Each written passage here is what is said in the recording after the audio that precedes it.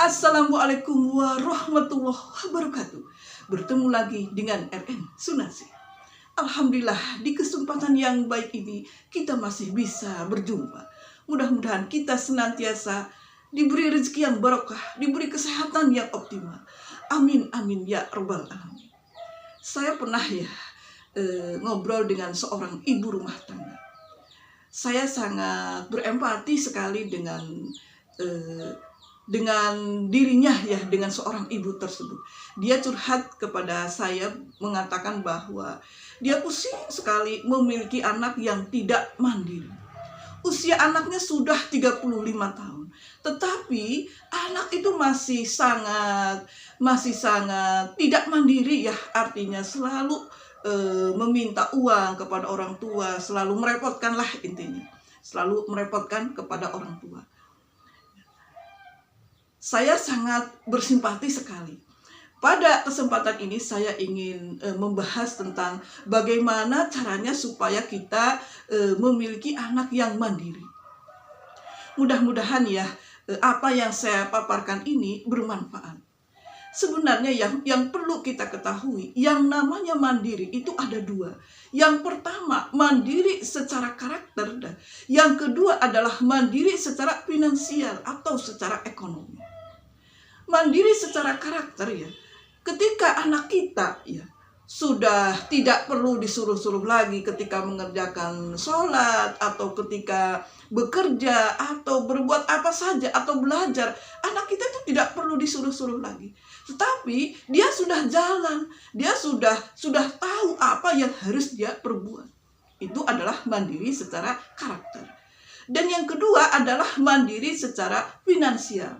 Artinya putra kita, anak kita sudah bisa mencari uang sudah bisa mencari uang, sudah bisa mencari nafkah minimal untuk dirinya sendiri, dia sudah bisa memenuhi kebutuhannya.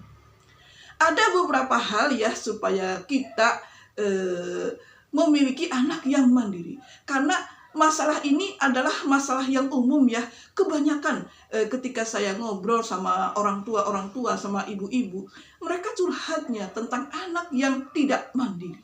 Jadi makanya akan saya angkat bagaimana tipsnya supaya anak kita mandiri.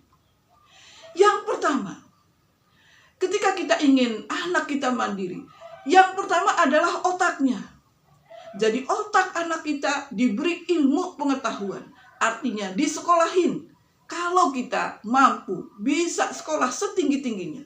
Tetapi kalau kita orang tua tidak mampu, minimal sampai SMA anak kita dibekali. Karena sukses bukan berasal dari pendidikan yang tinggi.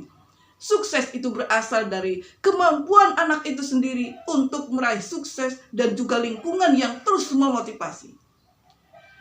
Jadi yang pertama adalah otaknya diberi ilmu pengetahuan. Kemudian yang kedua, ini penting sekali. Yang kedua, dadanya anak kita diberi dengan keimanan. Tanamkan keimanan sejak kecil anak kita. Tanamkan tentang ibadah, tentang sholat, tentang akhlakul karimah, tentang hal-hal yang mendekatkan diri kepada Tuhan. Tentunya dia akan melihat contoh orang tua. 90% adalah lingkungan yang akan membentuk karakter. Lingkungan yang terdekat adalah lingkungan keluarga. Jadi yang pasti akan dia contoh adalah orang tuanya dulu. Jadi patutnya orang tua memberikan contoh yang bagus untuk putra-putrinya. Jadi mengisi dadanya dengan keimanan. Dengan cara orang tua memberi contoh yang baik. Kemudian juga orang tua memberi edukasi, memberi pengertian, pengarahan, pendidikan, dan lain sebagainya. Kemudian yang ketiga adalah perutnya. Apa sih yang dimaksud dengan isi dari perutnya?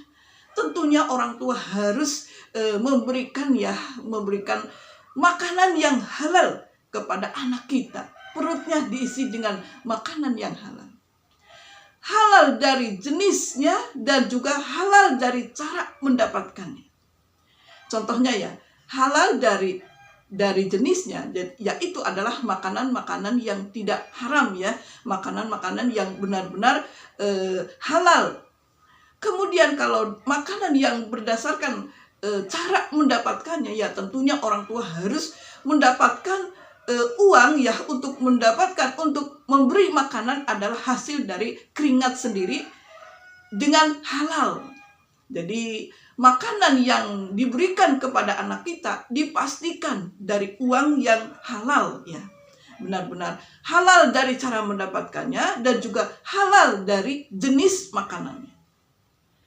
Kemudian yang keempat adalah tangannya. Maaf ya, ini agak tergesa-gesa. Karena saya bawaannya begini, selalu semangat. Tangannya diberi keterampilan. Maksudnya apa? Jadi anak kita itu dilatih keterampilan.